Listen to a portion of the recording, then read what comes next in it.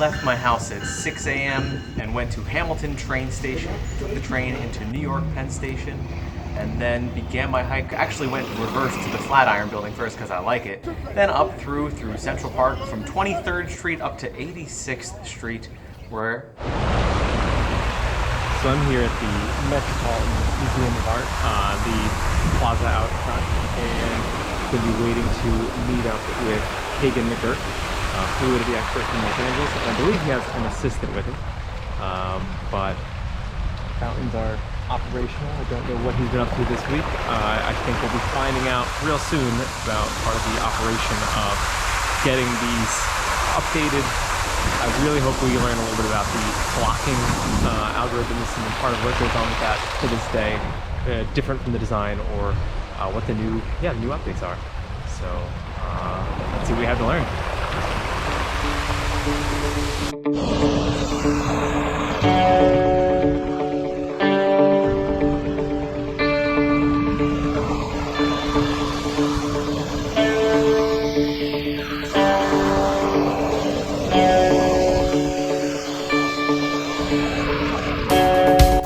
This is Elise here in the yellow poncho. I did not know I'd be meeting her, but she is Kagan's assistant, and if you actually look carefully in the previous shot where I was talking, you can see her in the background. I didn't know that she was already there waiting, but they're finishing up what they're working on, and I'll be meeting them in just a minute after they're doing a few more diagnostic tests.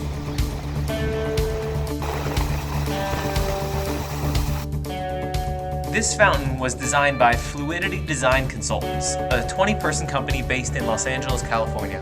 I recently talked with Jim Garland, Fluidity's president, and he invited me to New York City to meet up with some of his employees as they would be doing their annual visit to update the fountain and keep everything in working order.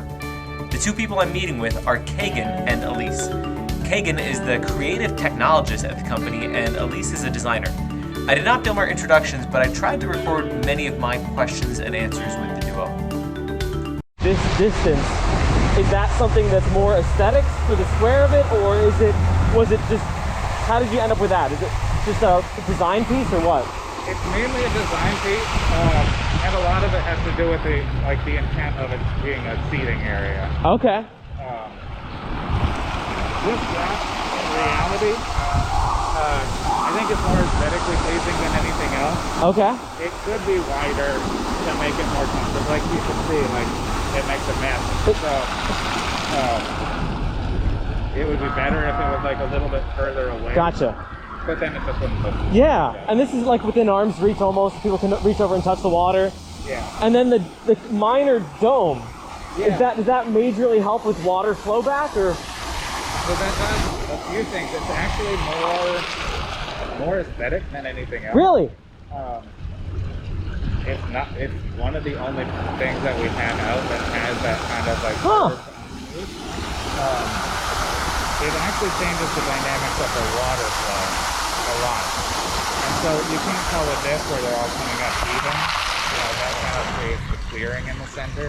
Uh-huh. But when you come up from one side, you create kind of a swirl. That is cool.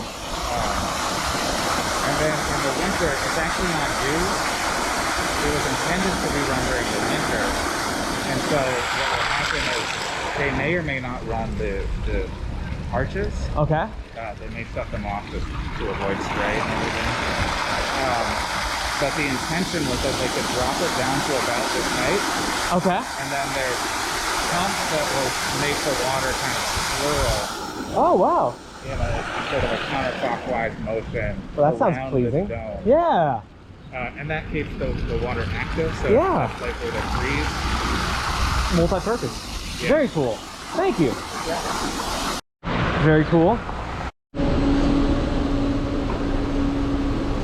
Here's very simple fountains here. Okay. But it was such a dangerous neighborhood at some point.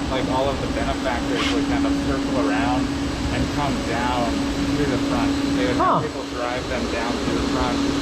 So they removed it. I mean, it was a major renovation that they did. Yeah. And it was happening while the Longwood one was going on, he was saying. It was simultaneous working on both of them. They were really close. Wow. Yeah.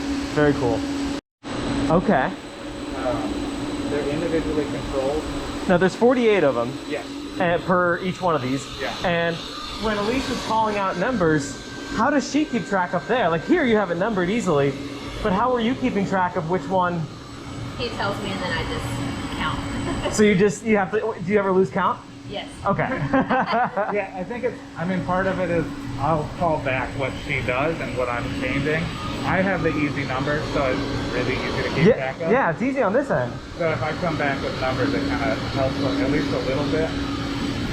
Can I ask what all these numbers are on this? Sure. So the main control panel is that. Okay. And then these are all VFDs, and so they split the control signal out to the pumps themselves. Okay. And so those are voltage frequency drives, so they convert a 0 to 10 voltage to frequencies of the motors. Because motors, the pumps themselves are not really designed to be controlled like this. Okay. And so the VFDs are used to ramp that pump up and down safely. Interesting. So it's the VFD is variable. Is it variable? Variable, yeah. Variable frequency? Yeah. Interesting. That's cool. In my classroom, we were just playing with a musical Tesla coil, which is modulating the current, variable current, because the Tesla coil is not necessarily as meant to be different currents, but you change the current to make different sound stuff, but very different.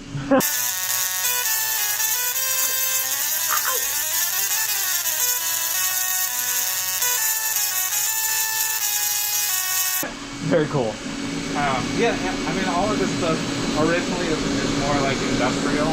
Okay. And so mountain work is kind of weird. We borrow a lot from kind of the industrial side of things. Yeah. And sort of convert it into the more artistic. Like it's sort of, we're stealing technology from bigger fields to kind of turn mountains into moving things. That's cool. Very cool. Oh, and then so in here. Can I peek?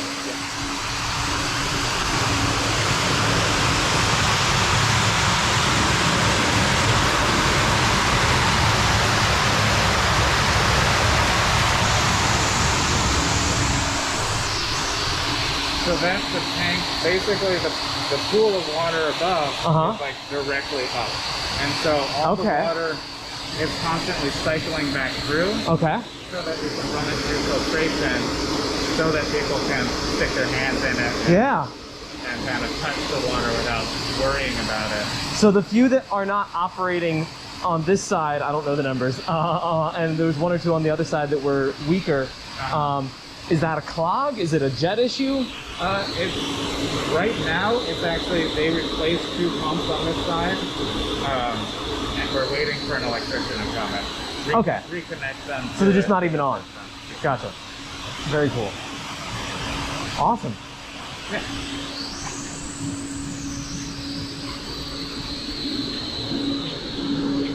And that's your main hub there? Yeah. So this is what I normally work on, is like the animation controller, and that shoots out, everything is done with DMX in the Fountain industry. Okay. It's a little bit odd that it's not all done with DMX.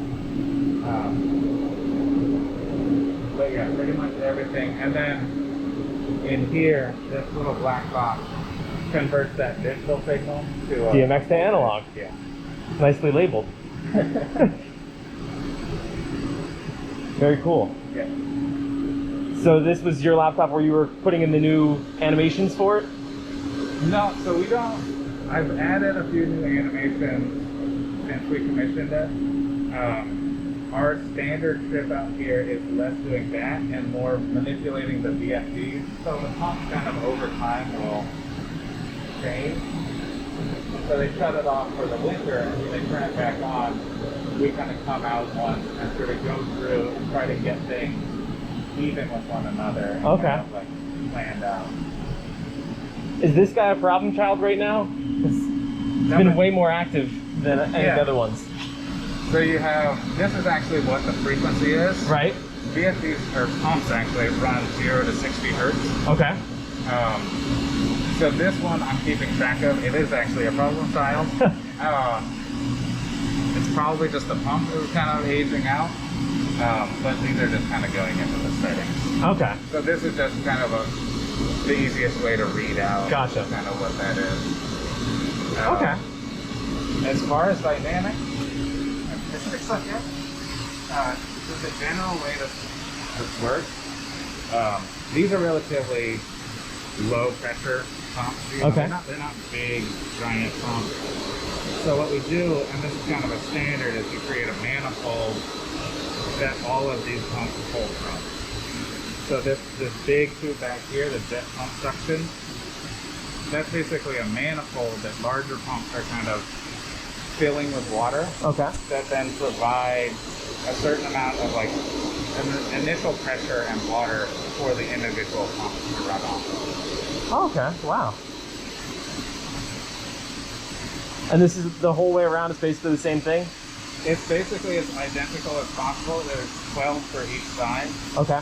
And then they're plumbed up to each like kind of 90 degrees. Very cool. Awesome. So the animations that are running up there right now, Yeah. well, I assume while you were testing them, it was just more of a, it didn't seem as much of an animation, more of a pulsing up, pulsing down. How frequently does it switch between animations? Right now, I built them a schedule on the back end, and the schedule goes by 15-minute increments. Okay. So every 15 minutes, it goes to a different choreograph. So, sorry, I guess I should back up. There's two different types of animation. The flocking. There's the flocking, and then there's kind of hand animation. And so every 15 minutes, it'll do one of these hand animations, and then it goes back to the flocking. Gotcha. Was the flocking running at all this morning, or not like last half an hour because you guys were working on it? No. So what's running right now is I call it the trimming program. Like diagnostic? Because what happened is, when we first started doing this, we would do them all like super low. And we would kind of go around and everything would be perfect and it'd be faster than it is right now. But then we would kind of run it again and suddenly everything was totally off. And so what happens is, if they sit still at like a certain frequency, this manifold system, when they pull on it, it kind of gives them a certain right of way. And so this ramping up and down is a way to kind of keep that pressure system fluctuant so that it kind of evens out as it's sort of going through this cycle. That's interesting. Which reduces the amount of work in total, because then once we run it again, it doesn't kind of throw off that pressure system and kind of screw up. Like, I'm trying to think about this. Is that about accurate? Yeah. It keeps the whole cycle kind of fluid and sort of pulling from like the pressure balanced out. Okay. And even at this point, you know, we balanced the other one yesterday, but after running for a while, it will kind of continue to balance out, and there will be a few that kind of start to separate and sort of regain their pull. Very cool.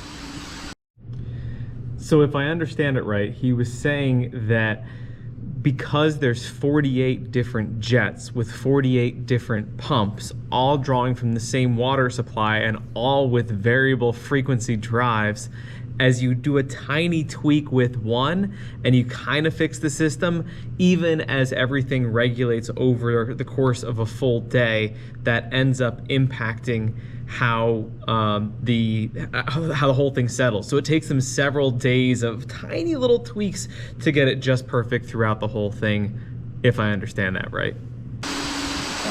Thank you. Yeah.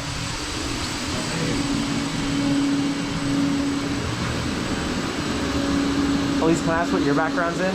Architecture. Architecture. Architecture, gotcha. And Kagan was art something? Art. Yeah. That's how it starts. Is it?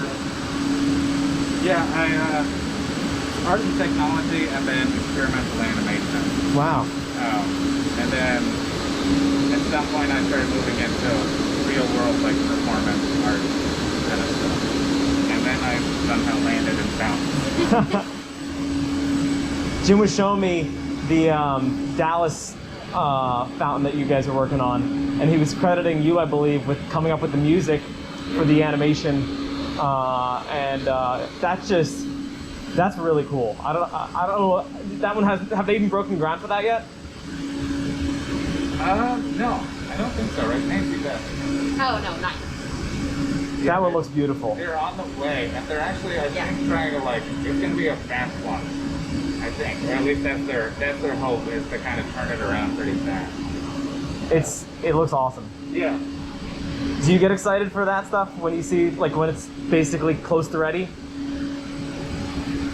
Sometimes. Okay. I think a weird thing happens, like with the animation, it always feels bigger in the animation than it does in real life. So I've gotten a little disillusioned at this point maybe, but I'll do an animation and everything feels like big and spectacular, and then I get onto site and it just feels a little bit smaller in real life. Yeah. So it's not that I'm not excited. I like musical fountains a lot because they're fun to work on. Yeah. But it's definitely reserving a little bit of hype until you actually see it. The expectation for reality. When he was telling me about the Salton wave in, Oklahoma? Is that Oklahoma? I think so. His early animations of it and all the words, it sounded absolutely huge. And I'm sure it's still super amazing to see in person, but then when I'm seeing the actual video of it, and it's like, not that big at all, it still is very, very impressive. It's just that, like, looking at the animations and seeing it, and then there's this little disconnect. Like, difference between the two. And to some extent, that's fine because we stare at the water a lot more than anybody else. So as you kind of sit there and stare at it, it becomes a little bit bigger than it really is anyway. But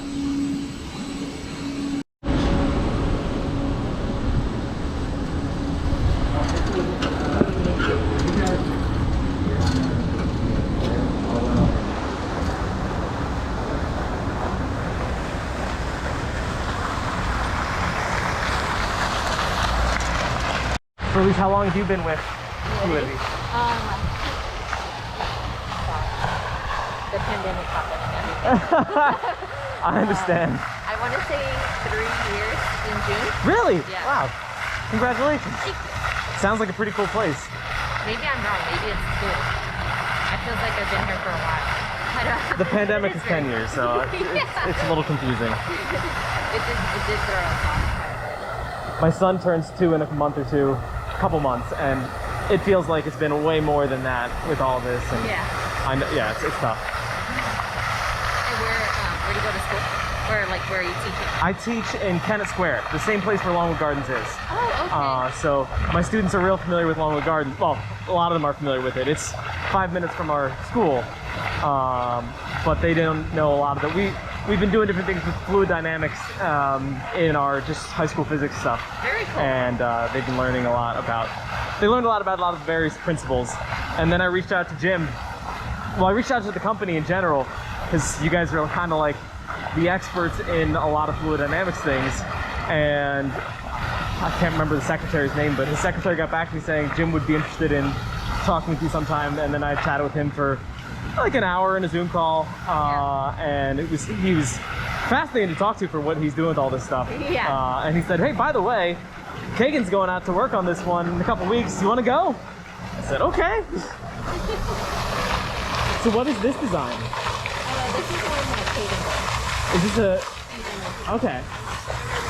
It's super dry. It's the variable. Yeah. So when he does these animations, do they go for 15 minutes, or are they like little short things and then it goes back to the flocking? I'm not sure. You'll have to confirm it with me. Okay. How many different fountains? Do you visit them regularly? Are you usually at the offices more frequently? Or? This is the first time I visit Icon. Okay. I was suggested to come here last year, but then COVID, everything. So we missed last 4 seasons. Oh, okay. So 2 years at once. Yeah. But it's pretty cool. And I'd actually, like, before I had applied at Fluidity, I hadn't realized that I had already seen a bunch of the fountain standards. Oh, really? Yeah. Nice. I was looking at their website. I was like, I've been there. Huh. I've been there. Very cool. I haven't seen Monmouth yet. That would be really cool. Yeah. The fountain shows are just starting up, I think, earlier this week. I think May 6th they started up this year. They shut down for a lot of the winter and colder stuff, but you'll have to check out Longwood. Yeah. Not that close to LA, but Shows in general are about 5 minutes. okay. So it's about 5 minutes for like a fan show and then 10 minutes for the show. Gotcha. When we're done, I'll definitely want to just sit and stare at the philosophy for a while and try to understand more. But very cool. Yeah, the flopping is a weird issue because it was all based around, I think Jim mentioned this too, the sensors. He had it start. He said it was proximity sensors at first, but then that was getting to be too hard. Well, we had it worked out. It was because you have infrared sensors, but they don't work through water. And then you have ultrasonic sensors, so that's what we were going to use. Okay. But in the end, the museum basically got worried about untested technology, and so pulled it. Which then took all the work that I was doing to get like realistic behavior, and made it kind of, now they're just swimming around. Yeah.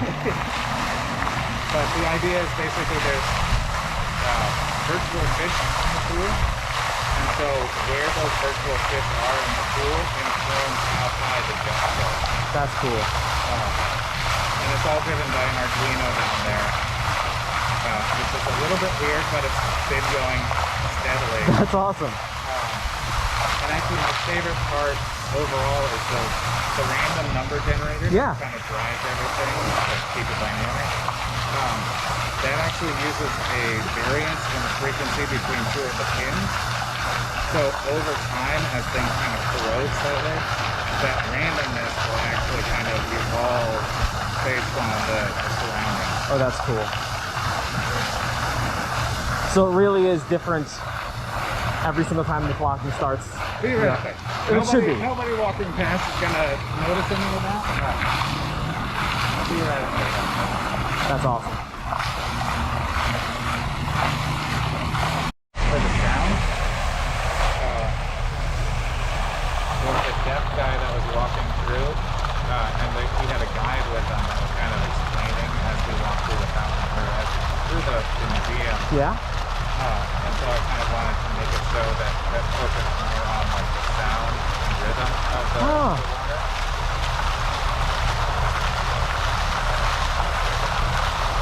And I noticed that kids just zone out. They just zone out?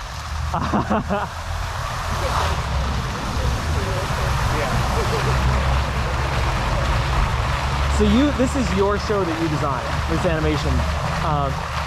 But at Longwood, they have separate, like, you handed over all the reins to them and then they choreograph, or do you see a little bit mixture of both? Yeah, Longwood is a weird one because of their, the history way back when musical shows didn't really exist. They actually have, I think it's 3 or 4 people at this point full time doing those shows. Wow. I went on for a month and did 1 show with them.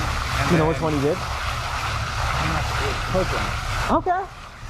I guess I worked with somebody else to kind of finish that one. And, I'll have to check with my wife, but I feel like we might have caught that one. Yeah. That's cool. And then I was there before that for the actual commissioning to run tests and kind of get them, like help get them set up and ready to use the system. Gotcha.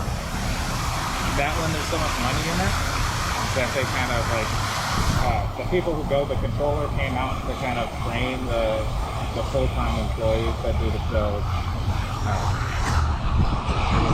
It's not a standard fountain show. There's probably nothing standard about the Longwood job. No. At this point, I went off to grab a bite to eat with Kagan and Elise. I did not film while we were walking the streets of New York or eating our sandwiches, but I still learned an awful lot about some of the behind-the-scenes aspects of their work. I was fascinated to hear that an awful lot of their work is on the residential side. They have many clients in cities like LA and New York who hire them to come into their homes and build elaborate, unique fountains or water features. They also had a lot to share about a project they did in Cairo, Egypt at a place called Festival City. Kagan shared with me that the way that some of their features create mist is actually identical to the atomizer demonstrations that I'll do in my classrooms with 2 perpendicular straws, just on a very large scale. I never would have guessed that this little demonstration would be scaled up practically, or could be scaled up practically. It was also interesting to learn that the company has found success in being focused just about entirely on the creative or artistic side of fountain design. They try to separate themselves from much of the manufacturing components so that they aren't just trying to sell the latest, greatest, or most high-tech nozzle or jet, but they are trying to make the most beautiful or interesting artwork for their clients. After lunch, we returned to the fountains for a few more questions before I let them get back to work.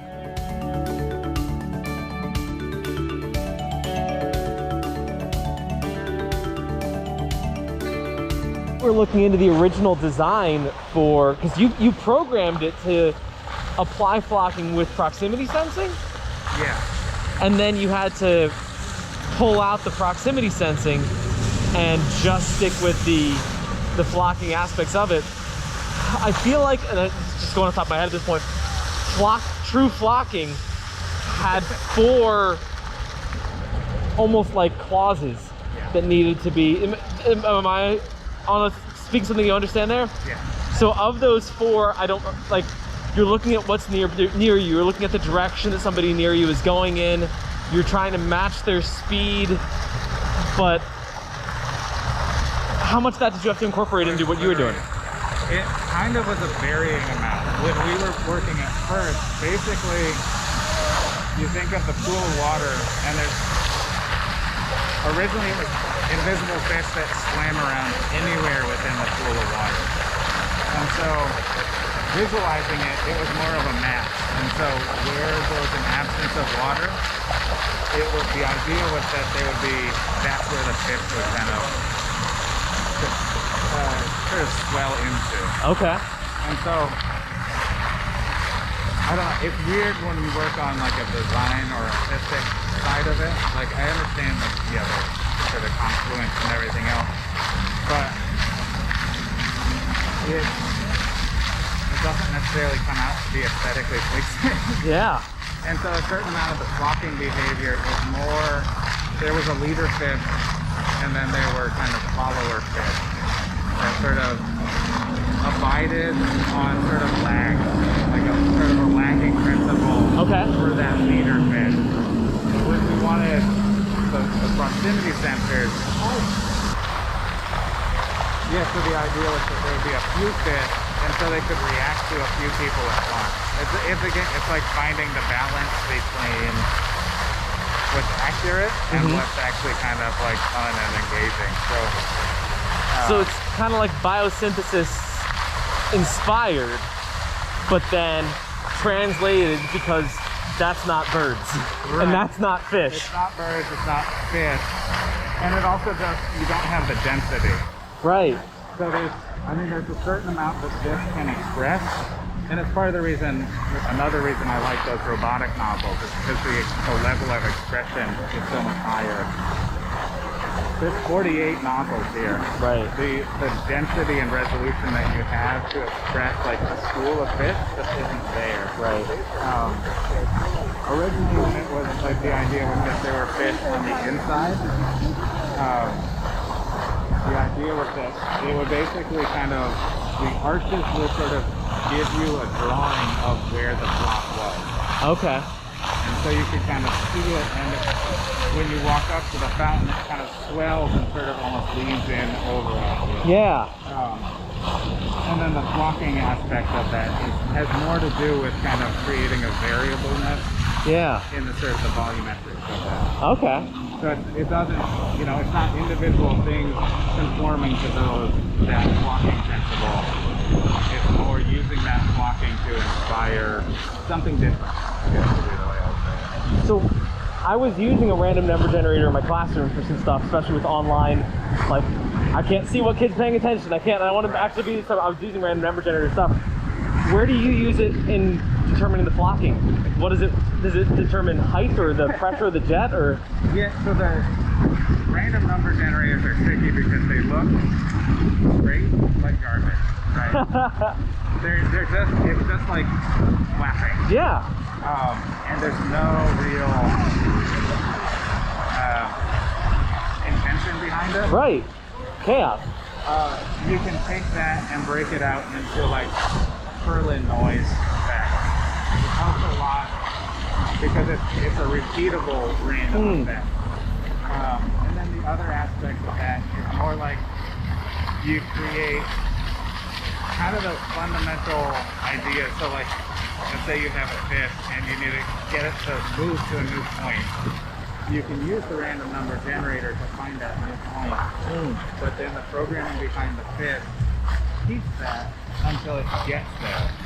Okay. And then it finds a new spot, and then it finds a new spot, as opposed to it always just kind of looking for a random point.